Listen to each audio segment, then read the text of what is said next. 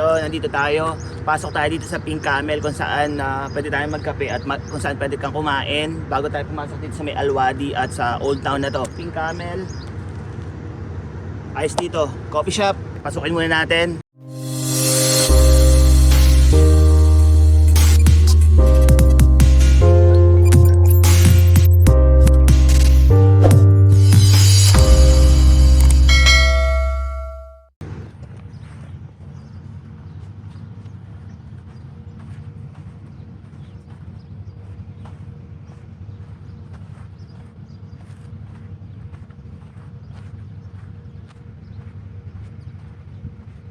Pwede ang sasakyan natin dito.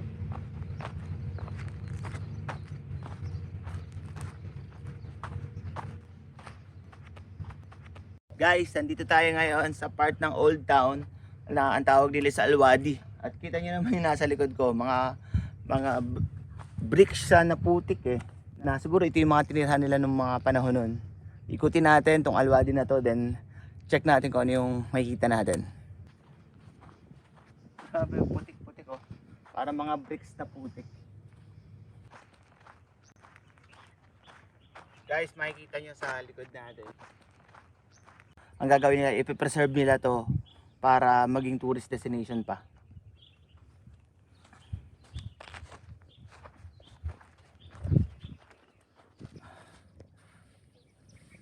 Mahaba din tong Alwadi to. Ayos naman yung trip natin dito nga. Kasi bago yung nakita natin Kasi dun sa kabilang side ng ruin houses na mga ng Alula, hindi ganito, hindi mo siya mapapasok hindi mo rin makikita na malapitan. Pero dito kitang-kita natin. Ano siya talaga parang mud siya. Mud clay ba? Pag umulan sigurado yung mud clay na to is na gumbuguho, yun ang delikado siguro dyan. Kasi clay lang talaga siya Ano tayo? Ikot tayo. Try ulit natin. Exit na daw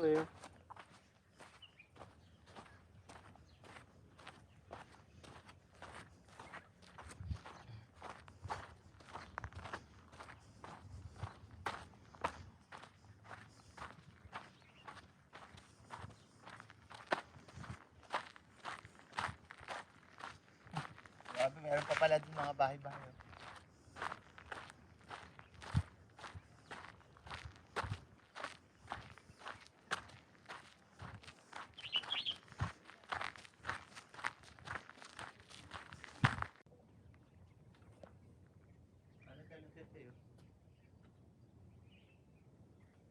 Mga clay.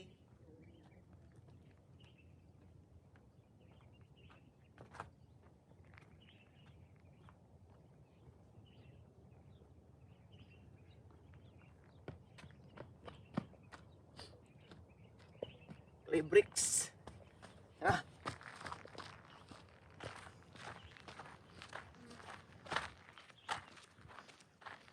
Parang sasahan lang sa atin. Sa atin may mga ganito din naman sa Pilipinas. Alam yung sasahan. Parang ganun. Alam yung mga ginagawang tawag doon yung ginagawang mga fish pond. Yan, ganyan yun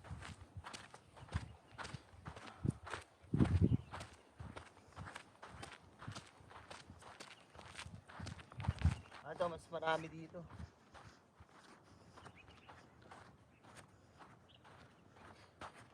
Yan guys, ganito makikita mo dito sa Alula kapag tinawag na Old Town.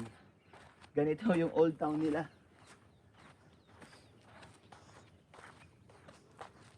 As in ruin town talaga. Kasi ba't nasabi nating town? Kasi ang daming bahay tapos may sa gitna. Hindi natin alam kung daan talaga to or parang parang river or stream sa gitna ng town. Pero may hagdanan ibig sabihin kalsada talaga.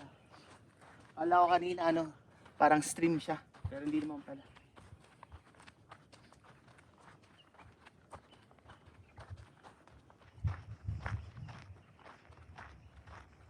Ito, magandang pagkakagawa nito, sementado pa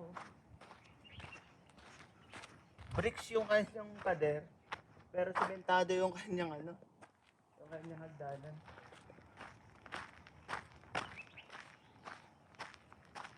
natin guys yung loob, baka pwede natin makita.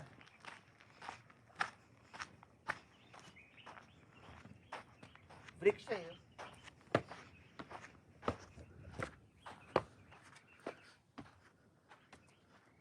Yo!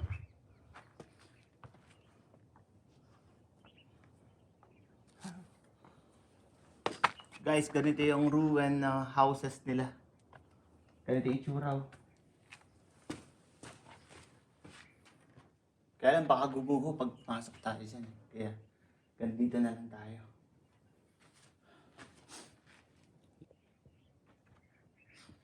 Guys, makikita nyo na ito yung pinakang parang finished product nila. Yung pinakakabuuan. Kasi yung mga nakita nating bahay, ruin talaga ito.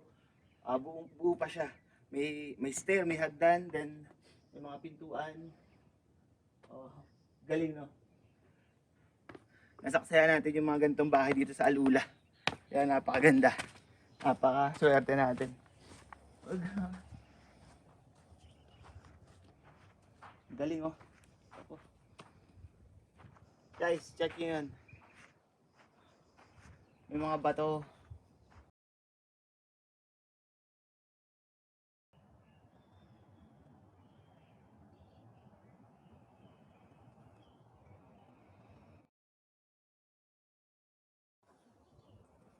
Ano guys, nakita nyo kung ano itsura niya, di ba? Parang kahoy lang siya na nilagyan ng mga mud clay. Sibilisasyon kasi may mga bahay na, pero alam mo yung pagkakagawa ng bahay nila is old town talaga. Kaya napakaswerte natin kasi nasaksihan natin ang old town ng Alula. Kasi dito sa Alula is pinipreserve nila at nagkakaroon ng ginagawa nila tourist destination ang mga katulad nito.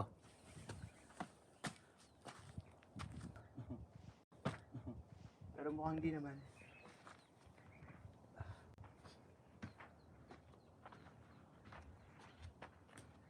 Yo! Grabe guys! Mga bricks siya. Then, mga mud clay.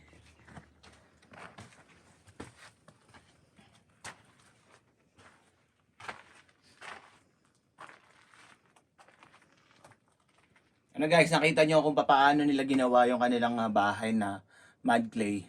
Ito, try nating mag-discover pa ng iba. Go! Kaya tayo, check natin yung iba pang houses dito at yung dulo ng wadi na to. Check natin kung ano yung makikita pa natin. Guys, ito yung mga composed ng ilang bahay na dikit-dikit din eh. Ano din sila, magkakasama yung mga bahay-bahay nun. At may nakita tayo parang iskinita dito.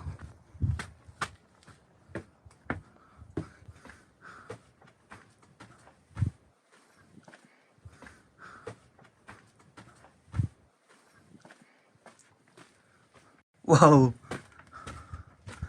May mga lettering, may mga numbering.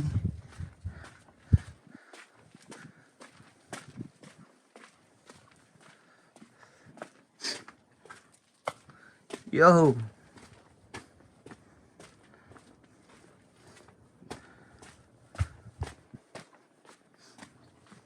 Ruin houses talaga, di ba?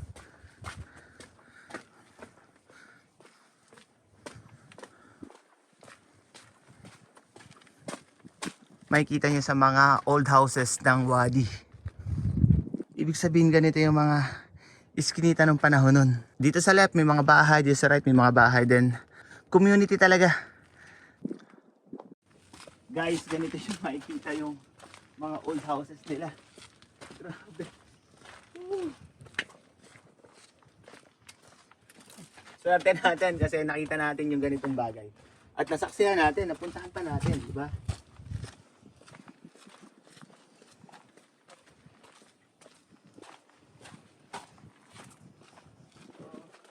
Napaka-cool nito guys kasi minsan lang natin makikita at mapupuntahan ng mga ganitong lugar.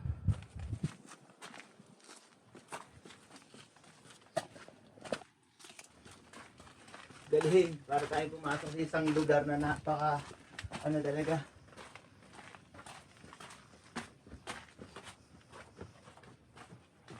Guys, let's go.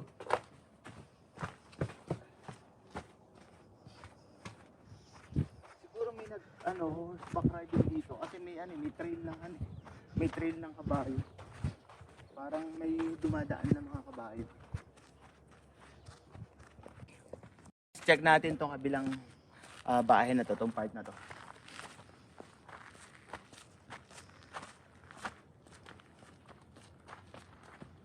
Yo!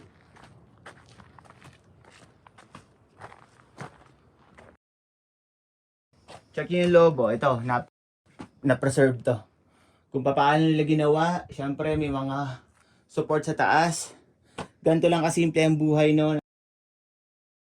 Ganito yung mga kung paano nila pinonstruct ang bawat bahay. Ano lang siya. Galing no, di ba? Old civilization talaga. O dito, may daan dito. Dito tayo. Ang haba pala ng wadi na to. Hindi natin ina-expect na ganun to kahaba. Ganito nila preserve ang bahay na meron dito. Ayan, may mga iskinita din tulad nito. O ito, magandang pagkakagawa nitong bahay na to. Ito, grabe ang sinapit ng bahay na to guys. Oh. Kinain na siya ng puno. Pinuntahan na siya ng puno eh. At ito naman, kita nyo ba yung pader na yan? So, hindi mo alam, kasi ano siya, clay siya. Pwede siyang bumagsak eh, kung sakaling umulan na malakas. Kasi syempre, ano pa rin yan, soil pa rin yan, di ba? Mahaba talaga tong wadi na to. Oh, ang daming ibon. Ang lalaki ng ibon na to guys, oh. Look. Kita niyo ba yung ibon yan?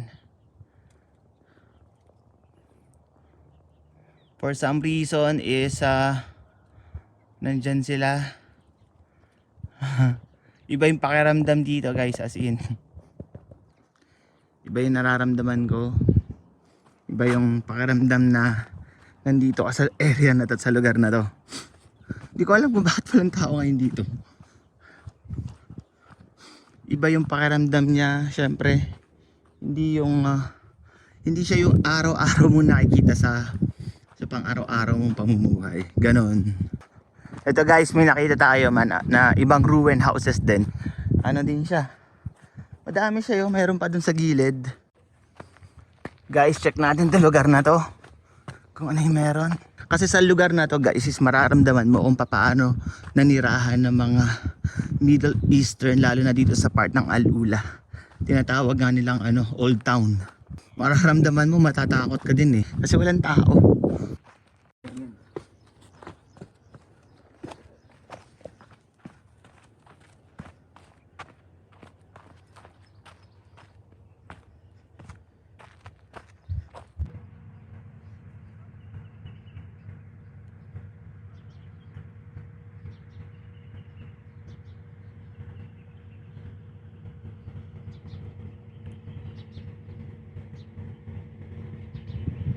Guys, hanggang dito na lang tayo. Mahaba pa yung dulo ng wadi, pero at this moment is tatapusin na natin yung documentaries natin regarding sa Old Town ng Al-Ula. Syempre, shoutout ko yung Franklin Xavier, Jean Grey ng X-Men, Light of the Gar, ST Candle Lodge number 109, Tricep Lodge, District 15. Syempre, Most Worshipful Prince of Grand Lodge of Washington. Keep safe guys, and God bless.